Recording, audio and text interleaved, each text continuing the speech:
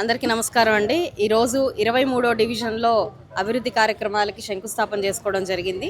మనకి దర్గా back side ఎప్పటి నుంచో కూడా పెండింగ్లో ఉన్న రోడ్ ఇది. అయితే ఒక సగం స్ట్రెచ్ 150 మీటర్ల వరకు సీసీ రోడ్ వేసుకున్నారు. అక్కడి నుంచి మూడు బొమ్మల సెంటర్ దాకా కూడా బీటీ రోడ్ వేసుకొని దాన్ని కంప్లీట్ చేసి ప్రజలకి అందుబాటులోకి తీసుకురావాలి అని అన్న క్రమంలో మొత్తం కూడా ఒకేలాగా సీసీ రోడ్ ఉంటే బాగుంటుంది అని చెప్పి మళ్ళీ దాన్ని క్యాన్సిల్ చేసి ఈరోజు సీసీ రోడ్నే వేసుకోవాలి అని చెప్పి ఈ అభివృద్ధి కార్యక్రమానికి శంకుస్థాపన చేసుకోవడం జరిగింది. ఒక 100 మీటర్ల పాటు రోడ్డు సీసీ రోడ్డుని ఇప్పుడు ఇక్కడ వేసుకుంటున్నారు.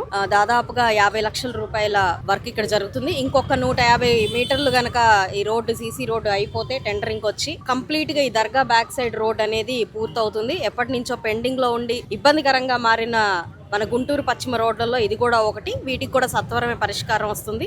2-3 నెలల్లోనే కంప్లీట్గా ఈ రోడ్డు ఫినిష్ అయిపోయి ప్రజలకు సౌకర్యార్థం వస్తుంది. అదేవిధంగా ఇదే రోడ్లో నుంచి ఇంటర్నల్ రోడ్స్ అయితే ఏవైతే వెళ్తున్నాయో వాటన్నిటినీ కూడా అంటే ఈ రోడ్డు ఆల్రెడీ అప్లిఫ్ట్ అవుతుంది కాబట్టి పైగా ఎప్పుడో 40 ఏళ్ల క్రితం వేసుకున్న రోడ్లు అని చెప్పి స్థానికంగా చెప్తున్నారు. ఆ ఇంటర్నల్ రోడ్స్ మీద కూడా ఫోకస్ చేసి అటు డ్రైన్స్ రోడ్స్ వేసేలాగా కూడా అన్ని కలిపి ఒక వర్క్గా తీసుకొని వచ్చి అవి కూడా చేసేలాగా స్థానికంగా ప్రజలకు చెప్పడం జరిగింది.